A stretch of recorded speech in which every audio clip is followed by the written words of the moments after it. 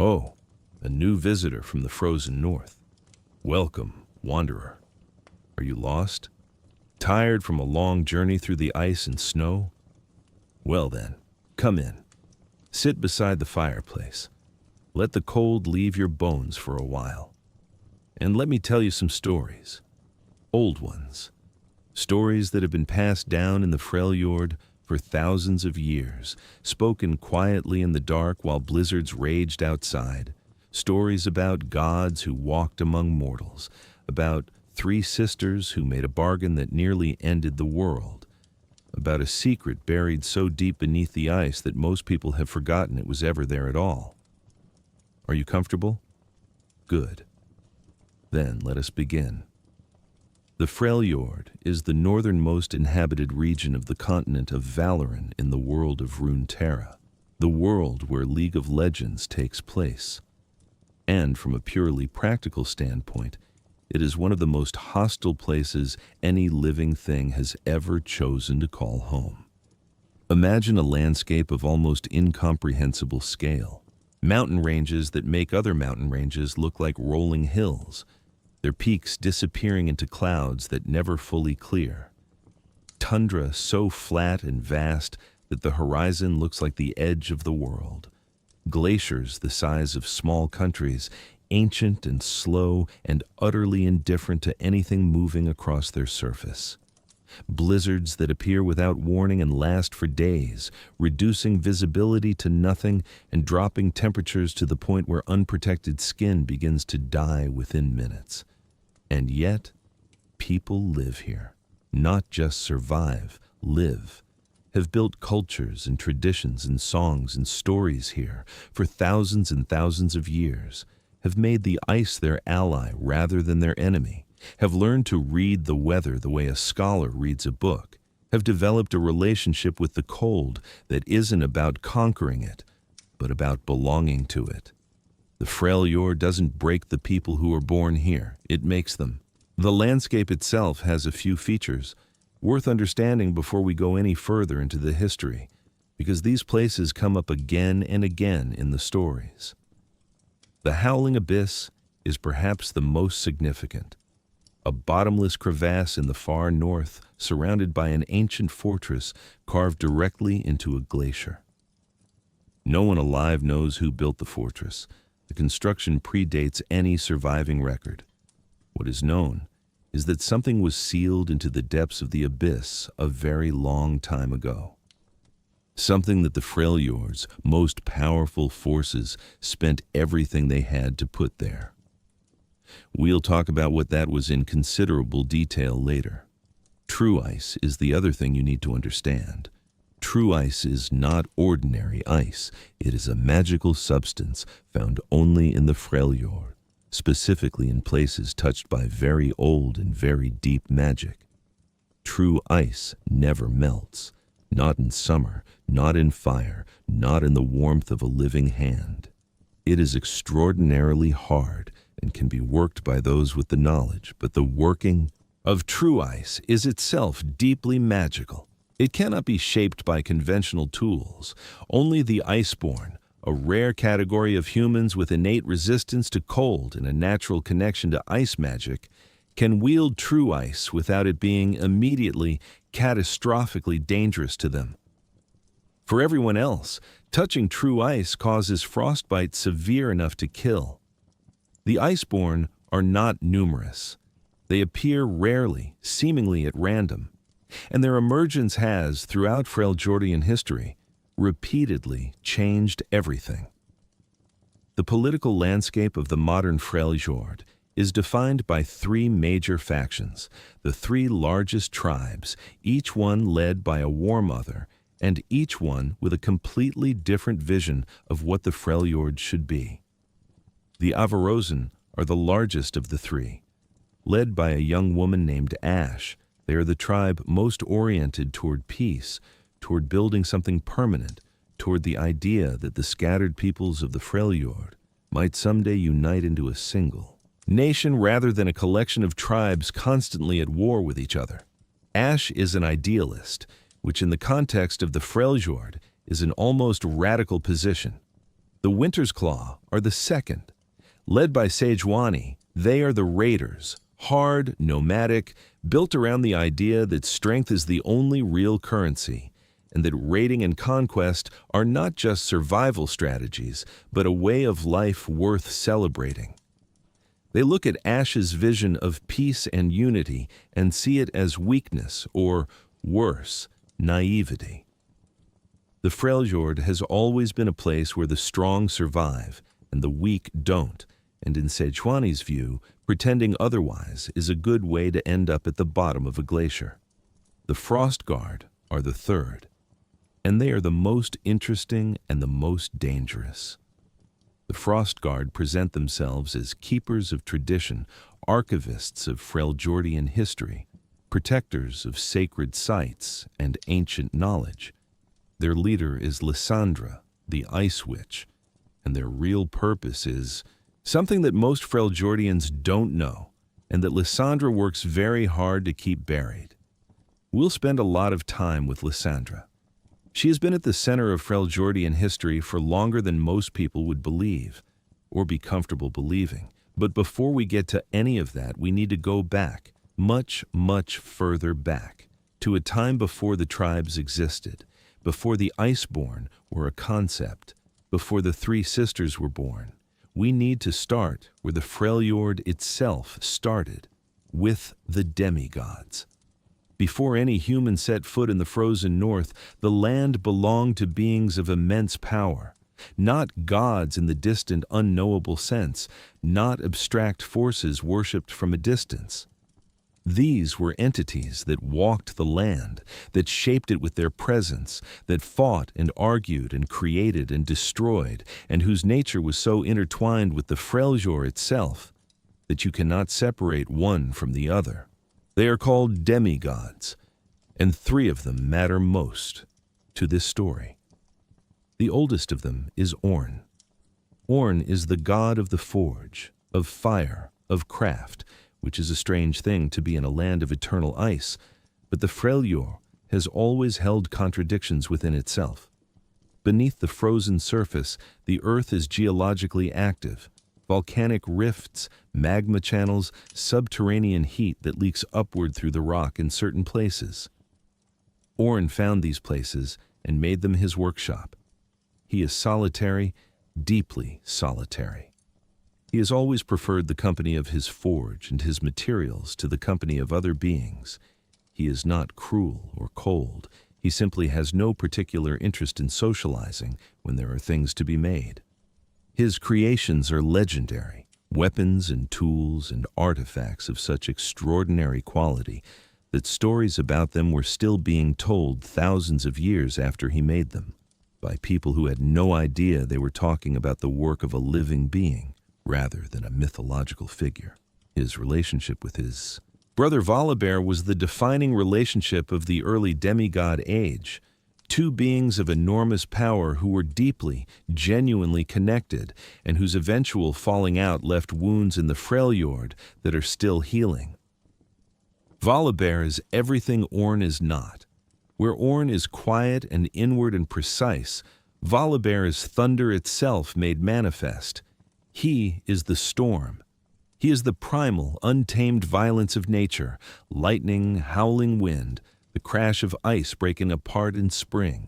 He is the oldest kind of fear and the oldest kind of awe, combined into one vast being who delights in both. He is worshipped by the Ursine, a community of beings that live in the far north above the ice sea, some of whom have become so consumed by devotion to Volibear that they have transformed, taking on bear-like aspects, becoming something between human and divine animal. Volibear's followers reflect his nature, passionate, fierce, committed to a vision of the Freljord that is raw and wild and ancient. What Volibear wants, in the deepest sense, is for the world to be what it was. He watches civilization spread, tribes building settlements, humans developing agriculture and trade and permanent structures, and he sees it as a wound. The Freljord was magnificent when it was purely wild, The demigods ruled, the land breathed freely, and everything was honest in its violence. The creep of what passes for civilization feels to Volibear like covering something essential with something false. He and Ornn were close once. They fought alongside each other, protected each other's territories, maintained the bond of brothers across millennia. But when the three sisters rose to power and began to reshape the human world of the Freljord, the brothers disagreed on how to respond. Ornn refused to fight the sisters, not because he approved of everything they were doing, but because he didn't see it as his war. Humans organize themselves. They always have. You can reshape the landscape all you do. Like, humans will still build fires and tell stories, and eventually elect leaders and then argue about whether those leaders are any good. Fighting the tide of human ambition has always been a losing proposition. Volibear could not accept this. He wanted to destroy the sisters, to drive them out of the Freljord before they could do whatever it was they were planning. And when Ornn refused to help, Volibear attacked, not the sisters, but his brother's followers. The Hearthblood, the craftspeople who had gathered around Ornn's mountain forge and built their lives around the art of making things, were slaughtered. Ornn survived. His followers didn't. He withdrew from the world after that, went back to his forge, went back to his solitude, went deep into the volcanic places under the Freljord where nothing could reach him. Whether he is still there, still working, still waiting for a time when his skills would be needed again, that is one of the Freljord's enduring questions. Anivia is the third, and in many ways the most beloved.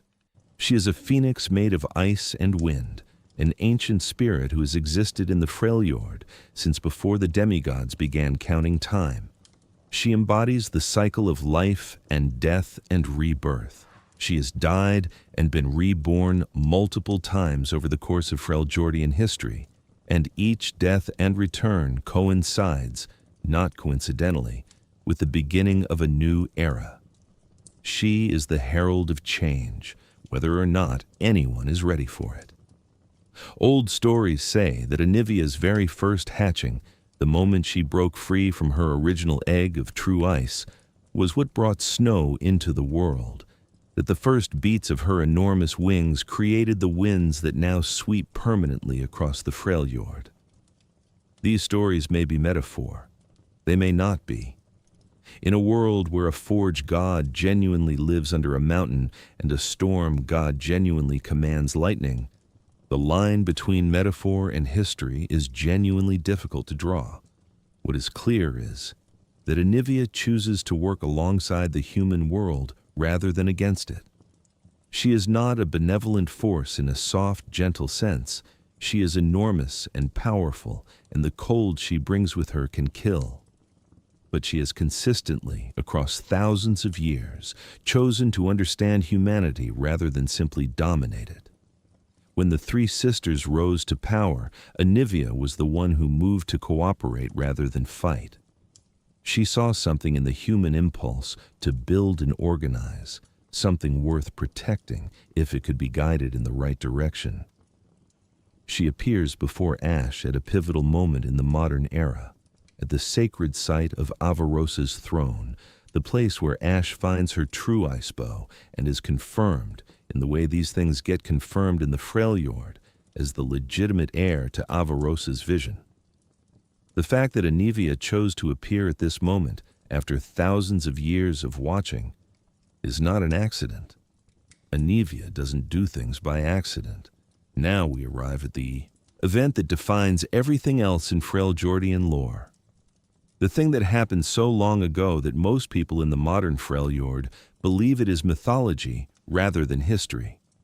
The secret that Lissandra has been maintaining through deception and violence for thousands of years. It begins with three sisters.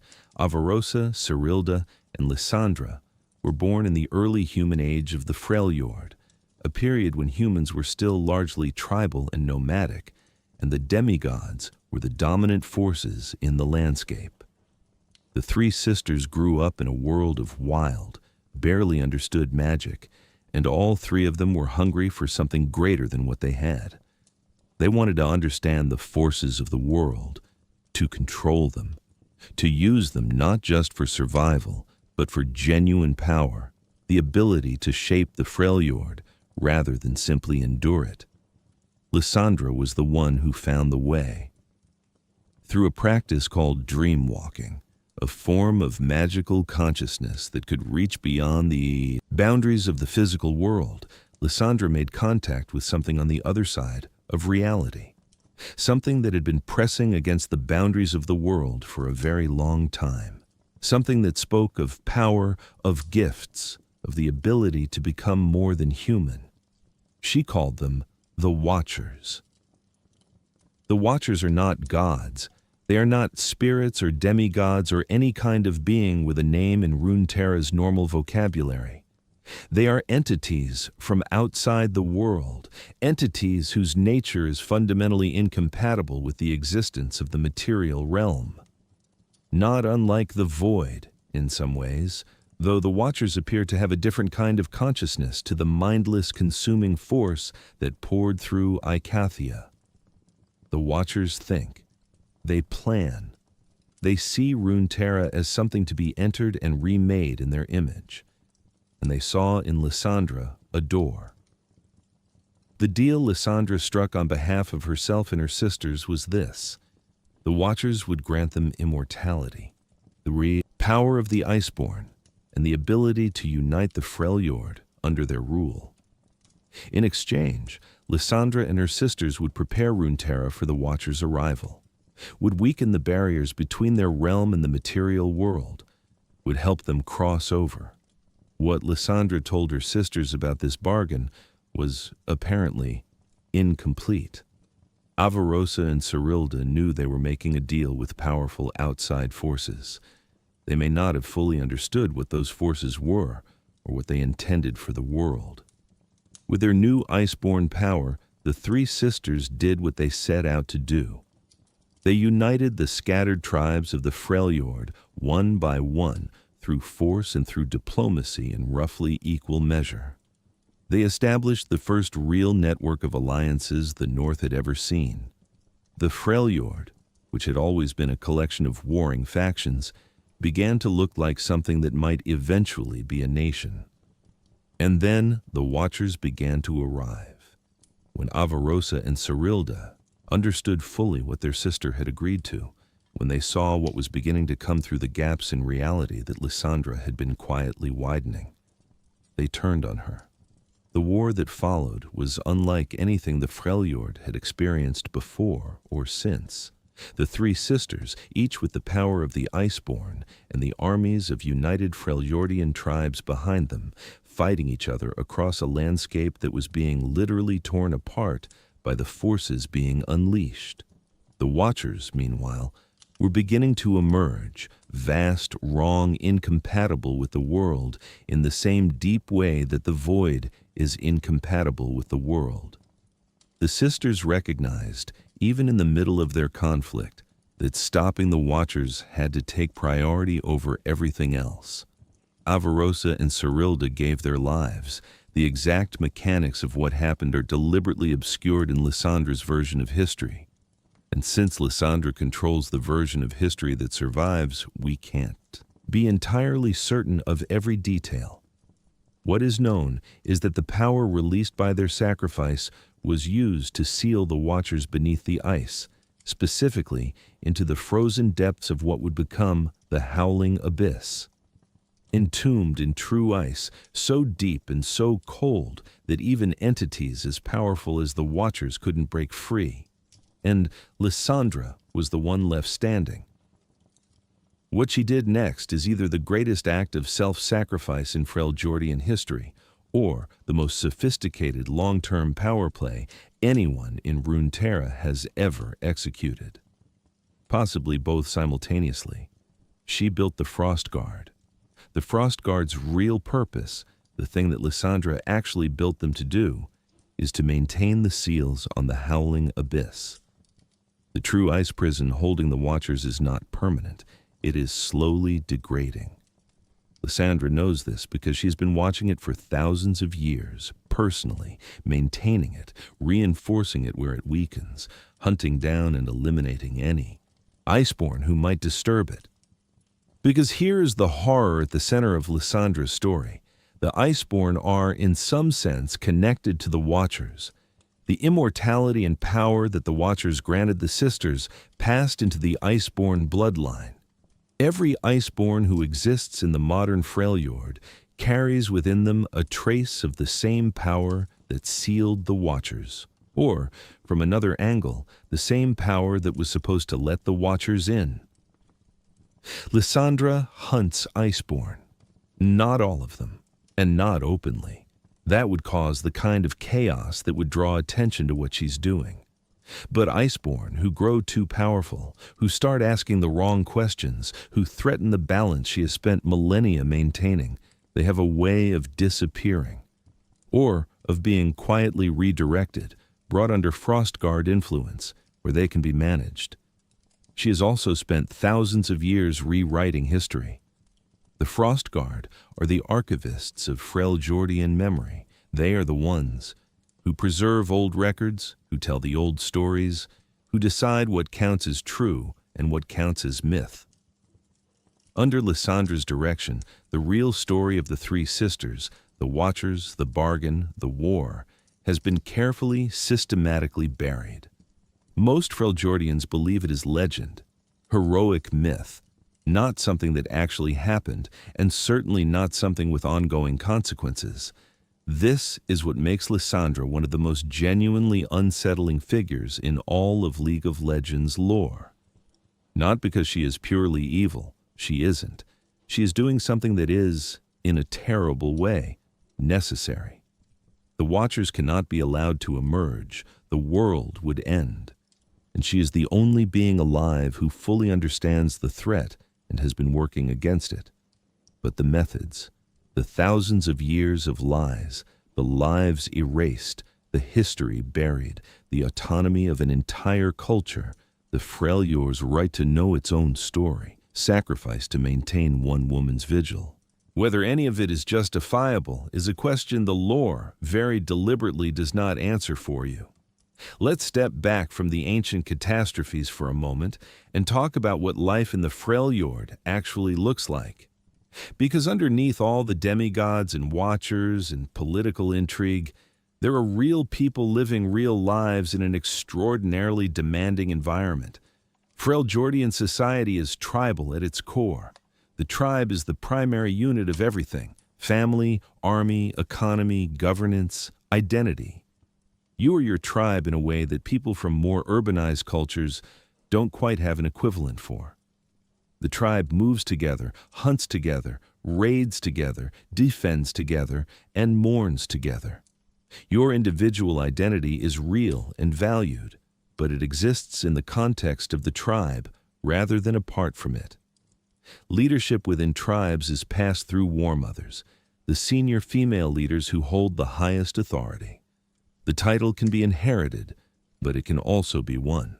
In combat, if you believe the current War Mother is weak or wrong, the Freljordian answer is refreshingly direct. Challenge her, fight her, win, and you're the War Mother now.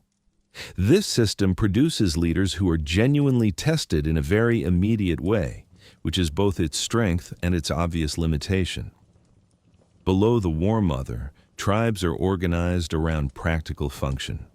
Warriors, hunters, crafters, healers, and the Blackclads, a class of priests and shamans who serve as the spiritual and religious authority of the tribe, often assigned to villages as both advisors and keepers of oral tradition. Raiding is not universally viewed as a moral failure within the Freljord.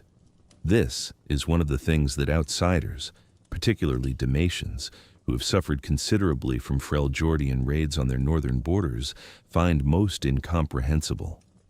But within the Freljordian worldview, raiding is a form of proof. You raid because you are strong enough to take what you need, and because the existence of plenty in one place while others go without is itself a problem. The strong take. The weak defend themselves, or they don't. It is honest in a way that more polished forms of exploitation are not. This doesn't mean everyone in the Freljord agrees with this philosophy. The Avarosan model, trade and alliance rather than raid and conquest, is a genuinely competing vision, and Ashe's growing coalition suggests that a significant portion of the Freljord's population is ready for something different. But the raiding tradition is deeply woven into the culture, and the Winter's Claw in particular treats it as almost sacred. The spiritual life of the Freljord is rich and deeply practical. The demigods are not abstract theological concepts. They are beings that have been seen, that have intervened in human affairs living memory ago, that leave physical marks on the landscape. Worship here is not about distant transcendence, but about relationship. You honor Anivia by caring for the birds that represent her. You honor Ornn by practicing your craft with patience and integrity. You honor Volibear by being willing to fight, by not flinching, by meeting the storm head-on. Spirit walkers occupy a special and complicated position in Freljordian spirituality. A spirit walker is someone who has learned to channel the primal spirits of the land, not the demigods themselves, but the countless smaller spirits that exist throughout the natural world. Spirit walking is ancient and wild and not entirely safe. It requires essentially opening your mind to the spirit world completely, which means that whatever is in the spirit world can potentially reach back through you. The champion Udyr represents the spirit walker tradition at its most powerful and most dangerous. Udyr's story is one of the more quietly devastating ones in the Freljord's champion roster. He was always sensitive to the spirit world in ways that made ordinary life difficult. Hearing things others couldn't, feeling presences others were oblivious to, pulled in directions that had no rational explanation. He traveled to Ionia to train with masters there, to learn control, to find a framework that could contain what was happening to him, and the training helped to a degree. But the spirits of the Freljord are different from the spirits of Ionia. They are older, rawer, less inclined to cooperate with frameworks and disciplines. When he returned to the Freljord, he found that he could channel its primal spirits, Volibear's storm, the bear, the turtle, the phoenix, but at a cost. Each channeling pulls him further from the purely human. He is caught in a place between the spirit world and the material one, and the longer he spends there, the more uncertain the path back becomes. He is not losing himself in a simple way. He is becoming something different. Whether that different thing is better or worse than what he was is a question he doesn't have. The luxury of sitting with for long, because the spirits don't wait for you to catch your breath. The oral tradition is perhaps the most important cultural institution in the Freljord. In a land where writing materials are hard to come by and preservation is difficult, the stories carried in living memory are the primary form of cultural transmission. This is why storytelling tribes like the Notai are so highly valued. They are the keepers of the community's collective memory, traveling between settlements with songs and tales that carry history disguised as entertainment. The Notai are a fascinating tribe to spend a moment with, because they represent something unusual in the Freljord's landscape of warriors and raiders and religious orders. They are none of those things primarily. They are artists. Their power is the power of narrative, the ability to make people feel connected to something larger than their immediate survival. A Notai storyteller arriving at a settlement is an event. People gather. The fires are built up. And for a few hours, the cold and the hardship and the constant low-level anxiety of Freljordian life recede a little, replaced by something that reminds everyone present why they are bothering to survive in the first place. Nunu and his mother Leka are members of the Notai, which is why Nunu's lore has the specific emotional texture it does. He is a child raised to believe in the power of stories, and then tested by reality in the most painful possible way. The stories he grew up with told him that the world contains heroes and magic and the possibility of reunion. His life has spent a significant amount of time trying to kill that belief. He has refused to let it die. This stubbornness is not naivety. It is the Notai tradition's deepest expression. The story is what survives. The story is what you carry when everything else is gone. It is also, of course, exactly why Lissandra's control of the Frostguard's archives is so significant. When the primary form of cultural memory is oral and the keepers of the official written record are your people, you can shape what future generations believe with extraordinary precision.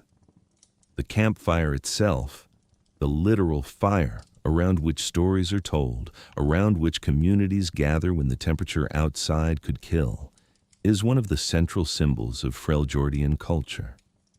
You know who your people are by who sits at the fire with you. You honor the dead by keeping the fire burning for them, and when you meet a stranger, offering them a place by your fire is one of the most meaningful gestures in the Freljordian vocabulary of kindness. Death in the Freljord is treated with a directness that sometimes startles outsiders. It is everywhere, and so it is not hidden. Children grow up understanding that the cold can take people, that a bad winter means losses, that the strongest fighter in the tribe can be gone by spring. The Freljordian response to this is not fatalism exactly. It's more like radical honesty. You don't pretend death isn't coming. You live with that knowledge fully, and you let it make you present in the moments you have. You fight hard. You love hard. You feast when you can and endure when you must. And when your time comes, you go without dragging your feet, because dragging your feet has never once stopped the cold. The concept of a good death is culturally significant in a way that intersects interestingly with Olaf's obsession and with the Spirit Walker tradition. There is something in the Freljordian worldview that insists on the quality of an ending, not just its presence. How you die matters.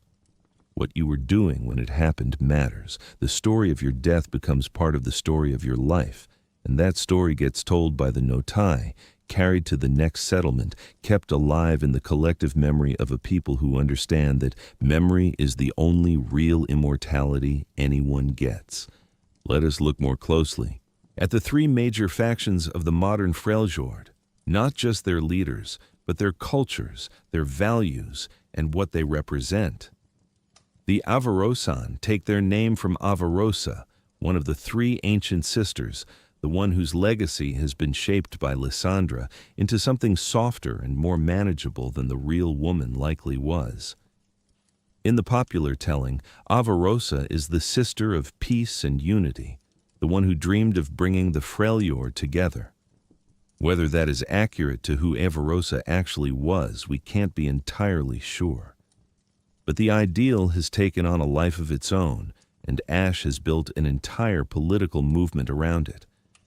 The Avarosan hold territory in the southern and central Freljord, the more temperate regions where farming is at least technically possible, where trade with the outside world, Demacia to the south, makes some economic sense. They are the most settled of the three major tribes, the most interested in building permanent structures, in developing something like institutions.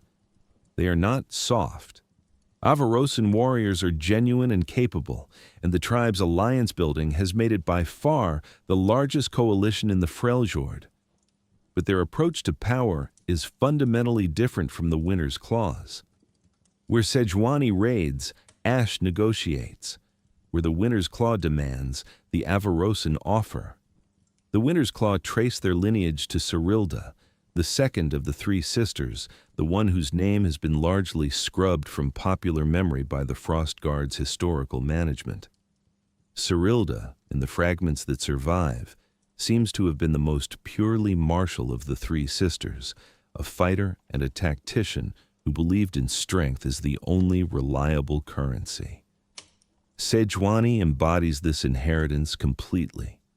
The Winter's Claw are nomadic. They don't build permanent settlements. Instead, they construct and deconstruct their villages seasonally, often using their longships as structural components of their camps. They are perpetually mobile, perpetually ready to move, perpetually oriented toward the horizon and whatever might be there to be taken or fought. Their raids are not random. Sejuani is a brilliant tactician, arguably the most gifted military mind in the Freljord, and the Winter's Claw's raiding patterns follow strategic logic. They don't raid purely to survive. They raid to demonstrate capacity, to keep other tribes uncertain and off balance, to ensure that the Winter's Claw's reputation as the most dangerous force in the north is continuously maintained. Sejuani herself carries a flail made of true ice, one of the few weapons of that material in active use anywhere in Runeterra. Her mount is a massive druvask named Bristle, an enormous boar-like creature that has been with her since her youth. Together, they are one of the most recognizable and most feared presences in the Freljord. The Frostguard are what they appear to be on the surface, and also something completely different underneath. On the surface, a religious and scholarly order devoted to preserving Freljordian history, maintaining sacred sites, and providing healing and spiritual guidance to the broader population. Their missionaries and healers travel widely throughout the Freljord, and they are generally well received. They do genuinely help people. This is part of what makes them effective as a cover. Underneath, the personal army and intelligence network of Lissandra, the single most ancient and powerful being in the Freljord, whose real mission is to maintain the seals on the Howling Abyss and ensure that the Watchers never escape. The Frostguard citadel is built directly above the Howling Abyss, not coincidentally. Lissandra has been literally sitting on top of her greatest secret for thousands of years. Most Frostguard members are genuine believers in what they've been told the organization is. Some of the inner circle know more. Very few know everything. This is how Lissandra has operated for millennia. Compartmentalization, the management of information, the maintenance of belief through careful control of what each level of the organization understands about its own purpose. The Freljord has produced some of the most beloved and most ancient champions in the League of Legends universe. Let's spend time with each of them, their stories, their relationships to the broader lore, and what they represent within the world of the Freljord. Ashe, the Frost Archer. Ashe grew up knowing she was going to lead. As the only child of the Avarosan war mother Gragas to survive early childhood, a detail that tells you something about mortality rates in the Freljord, she was raised with the full weight of expectation. Leadership was not a dream she had. It was a responsibility she was born into. She did not always want it. Ashe is, at her core, an idealist, someone who genuinely believes that the Freljord's tribes can stop fighting each other long enough to build something better. And idealism in the Freljord is a lonely position. Most of the people around her, even the ones who love her, are skeptical that unity is achievable. The Winter's Claw thinks it's naive. The Frostguard supports it selectively when it suits Lissandra's purposes. She is iceborn. She discovered this when she found the true ice bow at Avarosa's throne, a sacred site where she encountered Anivia herself, the ancient phoenix, confirming in that appearance that Ashe carries something real within her. Her political marriage to Tryndamere, the barbarian king who wanders the Freljord as a near-legendary fighter, began as strategy and became something warmer over time. He is volatile and rage-fueled and not naturally suited to diplomacy. She is patient and thoughtful and not naturally suited to the kind of naked confrontation that Freljordian politics often requires. They cover each other's weaknesses and have both grown in directions they wouldn't have found alone. Ashe's dream is simple and enormous. One Freljord, one people. The end of the constant civil war that grinds everyone down in favor of something that can actually hold together long enough to face what's coming. Whether that's achievable, and what what's coming actually turns out to be, is the central question of the Freljord's ongoing story. Lissandra, the Ice Witch. We have already spent significant time with Lissandra's story in the historical sections, but a few things specifically about her as a person in the present day are worth dwelling on. She is thousands of years old. She's been maintaining her vigil over the howling abyss for longer than most of Runeterra's current civilizations have existed. The weight of that is not something the lore invites you to dismiss. Imagine knowing something that would destroy the world if people found out, and also knowing that the only way to prevent the world's destruction is to keep knowing it alone, forever, while everyone around you ages and dies and is replaced by people who know less than the last generation did. She is not purely a villain. She is doing what she believes is necessary. The seals on the Watchers are real. The threat is real. And her methods, the lies, the assassinations, the historical revisionism, have, from a certain perspective, worked. The Watchers are still sealed. The world is still here. But she is also not a hero. The autonomy she has stolen from the Freljord, its right to know its own history, to make informed choices about its own future, is real too.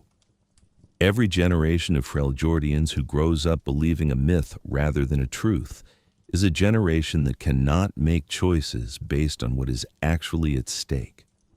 There is also the question of what she actually plans to do when the seals finally fail completely, because they are failing. The true ice that contains the Watchers is slowly, inexorably corrupting into something darker and more unstable. Lissandra has been reinforcing it for millennia, but she cannot reinforce it forever. What is her endgame? Does she have one? Or is she simply maintaining, day after day, century after century, a vigil without a conclusion? Sejuani, Fury of the North. Sejuani's story is one of hardship turned into iron. Her mother Kalkia abandoned the tribe during Sejuani's childhood, left her political marriage for personal reasons, left the tribe in chaos, left the young Sejuani to be raised by her grandmother, Hajian. Hajian was demanding, exacting, and had very little warmth to spare. She trained Sejuani hard and loved her in the Freljordian way, by making her capable rather than comfortable. As a child, Sejuani spent summers visiting the Avarosan tribe, where she became close friends with Ashe. She idolized Ashe's mother, Gnar. She found in the Avarosan camp something she wasn't getting at home: warmth, ease, the sense of belonging without having to fight for it constantly. Then her grandmother ended the visits, cut the ties, and Sejuani lost that too. When she eventually took control of the Winter's Claw, she earned it through pure will and demonstrated ability, rebuilding a tribe that her mother had run nearly into the ground. She became something harder than the girl who had been friends with Ashe. Not because the warmth was gone exactly, but because she had decided that warmth was not the tool for the job. She sees Ashe's alliance building not through envy or pure opposition, but through genuine strategic disagreement. In Sejuani's analysis, the Freljord cannot be united by mutual agreement. There are always going to be tribes who won't cooperate unless they're afraid not to. The Winter's Claw's raids and reputation create the necessary background condition of fear that makes Ashe's diplomatic overtures credible. You don't negotiate with someone who thinks they can simply refuse. You negotiate with someone who has seen what happens to people who refuse to negotiate. Whether this analysis is right, and whether Sejuani genuinely intends to eventually support Ashe's dream or simply use it as cover for her own ambitions, is one of the Freljord's most interesting unresolved questions. Ornn, the fire below the mountain. Ornn has not died. He withdrew after Volibear's attack on his followers to the volcanic places beneath the Freljord. He is still there, in his forge, still making things, though for whom or to what purpose is unclear, since the community he made things for is gone. His presence in the modern lore is largely indirect. Artifacts of his creation exist throughout the Freljord, objects whose quality is so far beyond what any mortal craftsperson could produce that they have become religious objects, legendary weapons and stories told by people who have no idea they're talking about something that was made by a living being a relatively short time ago. He is, in his solitude, one of the most melancholy figures in Freljordian lore. He has the capacity to care. His attachment to the hearthblood, the people who gathered around his forge, was real, and he lost it to his brother's rage. His refusal to become involved in the struggle between the sisters and the demigods could be read as wisdom, or it could be read as a withdrawal from the world that ultimately hurt more than it helped. He knows his skills will be needed again. The Freljord has never not eventually needed a forge god. He waits in the heat beneath the ice, patient in the way that something ancient and nearly indestructible can afford to be. Volibear, the relentless storm. Volibear's more complicated in the current lore than his ancient role might suggest. He is still the storm. He is still the primal, untamed force of the Freljord, who despises what civilization has done to his home. His followers, the Ursine, still worship him with the totality that defines the most devoted religious communities. Some of them have given themselves over so completely that they have changed, taking on bare aspects that remove them from the purely human. But in recent lore, there are suggestions that something is wrong with Volibear beyond his philosophical objections to civilization. An oppressive silence surrounds him in some stories, a horror-adjacent quality that goes beyond the healthy fear of a storm god and edges into something darker. There are hints that his long proximity to the Watcher's corrupting influence, the Freljord's darkest secret pressing upward from below year after year, may have done things to him that he doesn't fully understand. The idea that even a demigod could be slowly corrupted by the void-adjacent force of the Watchers, without knowing it, is one of the most unsettling threads in the Freljord's lore tapestry. Braum, the heart of the Freljord. After all the ancient catastrophes and political intrigue, Braum is a genuine relief, not because he is simple, but because he represents something the Freljord produces that doesn't get enough credit. Genuine, uncomplicated goodness. Braum is enormous. He is the largest human being in the Freljord, possibly the largest in Runeterra, though Sion might contest the title, and he uses every inch of that enormity to protect people who need protecting. His signature shield is famously not a weapon. He doesn't attack with it. He uses it to absorb what would otherwise kill the people standing behind him, and he does this with cheerful, unstoppable commitment. The stories told about Braum in the Freljord's mead halls have become legendary over time, many of them exaggerated to near mythological scale, which Braum accepts without complaint. He understands that the stories serve a purpose beyond celebrating him personally. They give people a model of what strength can look like when it's used for others rather than against them. His origins are humble. A farmer's son from a coastal settlement, not a warrior. Lineage, not an iceborn. Just a person with an extraordinary capacity for physical endurance and an even more extraordinary capacity for caring about people he has no particular obligation to care about.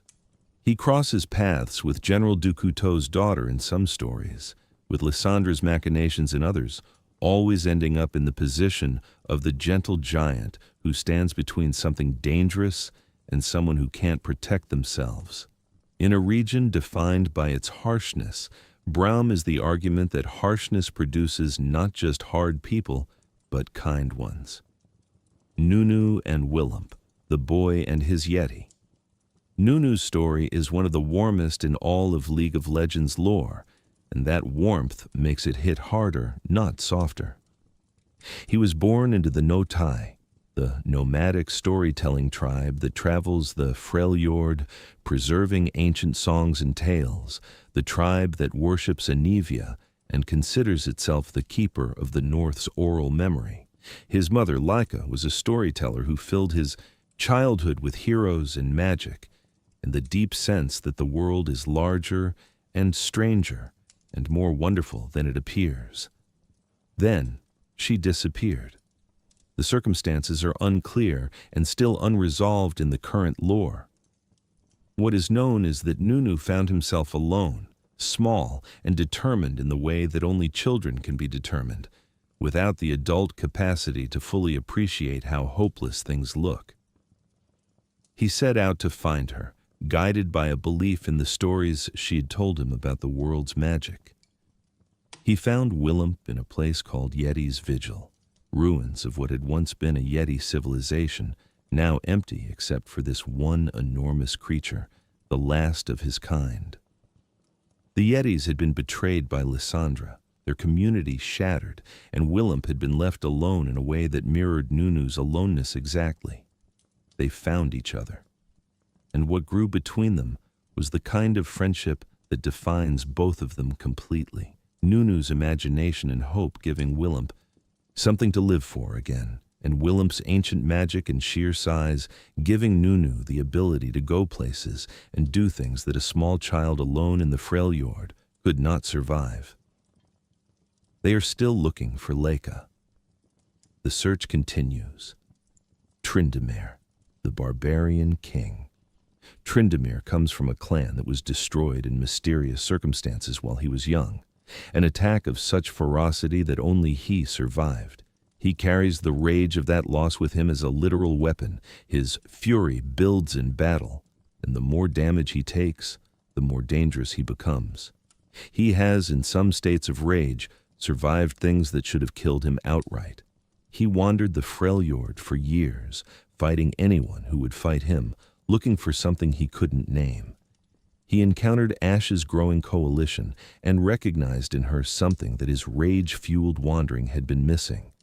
Direction, purpose, the idea that strength could be used for something rather than just expressed. Their political marriage of convenience has become, quietly and without either of them making a big announcement about it, a genuine partnership. He is still difficult, volatile, not naturally diplomatic, prone to solving problems with violence even when other solutions are available. But beside Ashe, he has access to context for his strength that he never had alone. Gragas, the rabble-rouser. Not every Freljordian story is ancient and weighty. Gragas is a reminder that the North also produces people of enormous appetite and irrepressible vitality, who are, at the end of the day, primarily in it for the drink.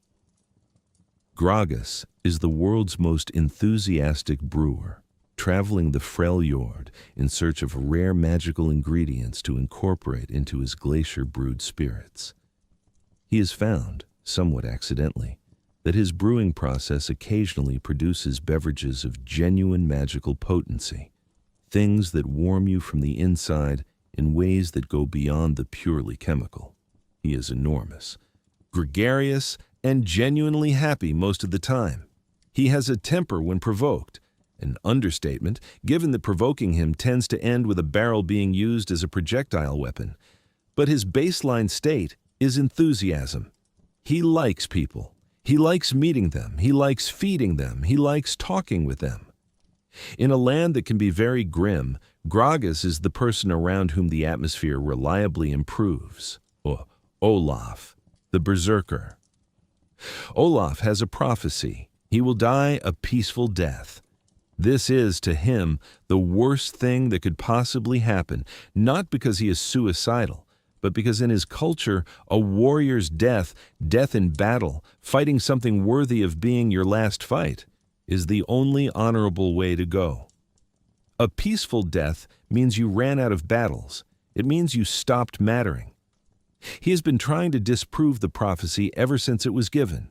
He threw himself into the jaws of a frost serpent, a legendary creature that had claimed thousands of lives. The serpent died. He walked out. He challenged the Winter's Claw, one of the most feared tribes in the north. He survived that too. He seems genuinely unable to be killed, which is both the universe making his point and the universe also making another point entirely. The quest for a glorious death has taken him across the Freljord and beyond its borders, into Bilgewater and beyond. He keeps surviving. The prophecy keeps not being disproved, and Olaf keeps fighting, because what else would he do?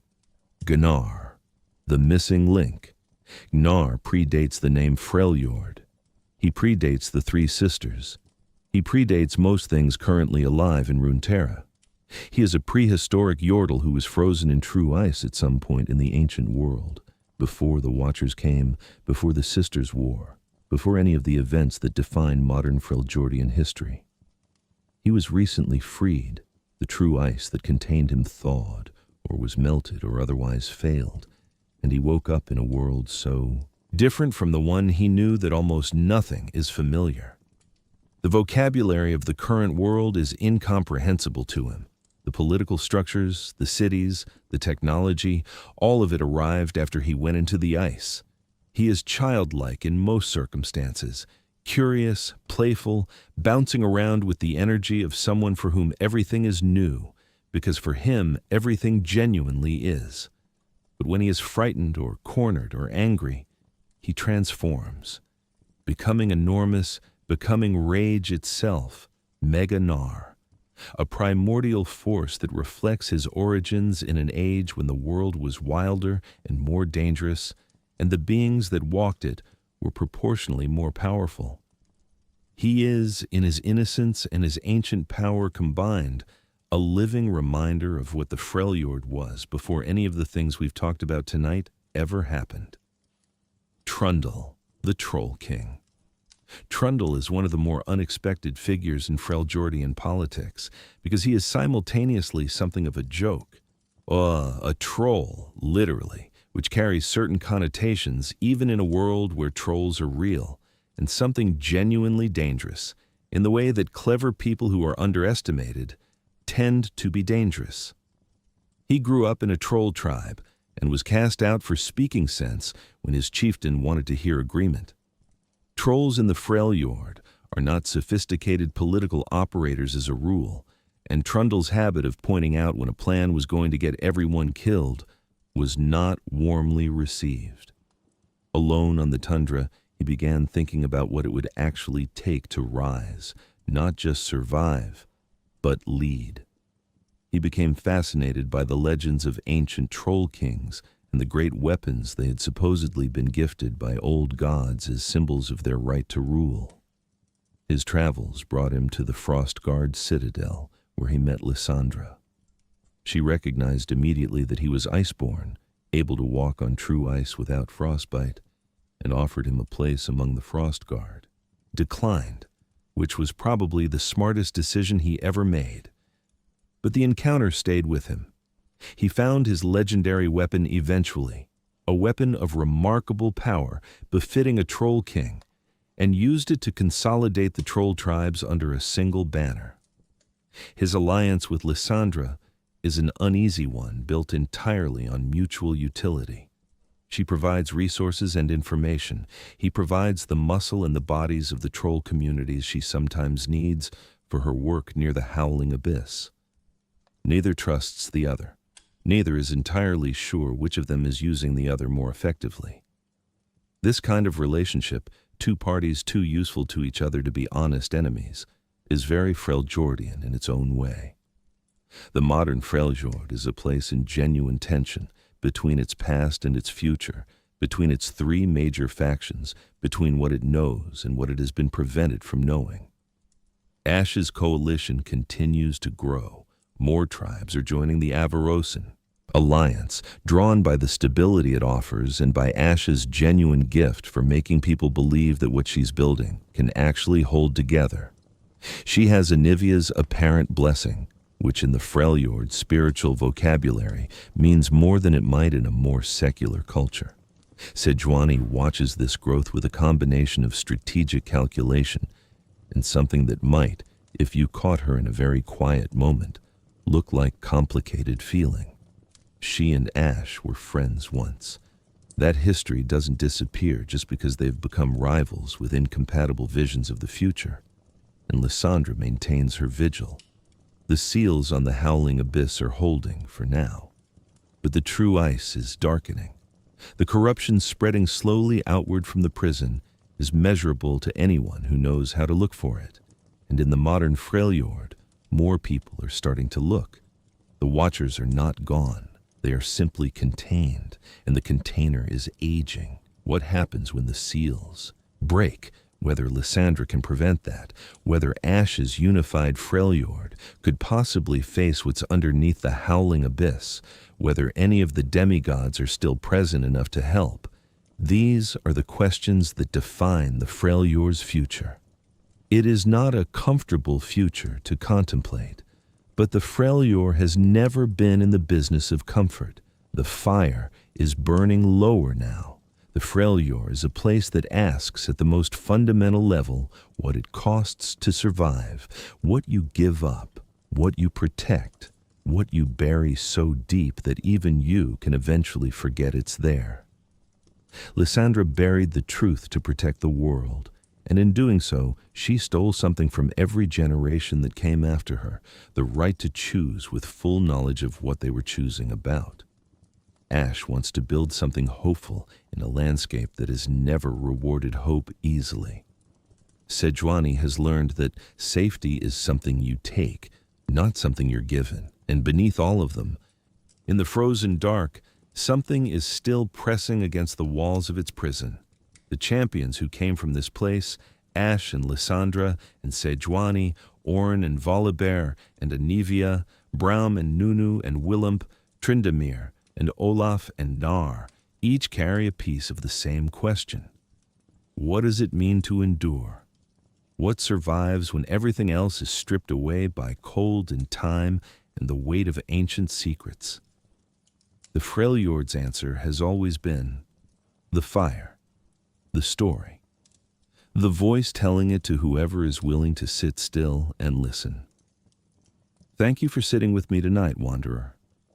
The storm is still outside, but we are still here, and the fire is still warm. Sleep well. You've earned it.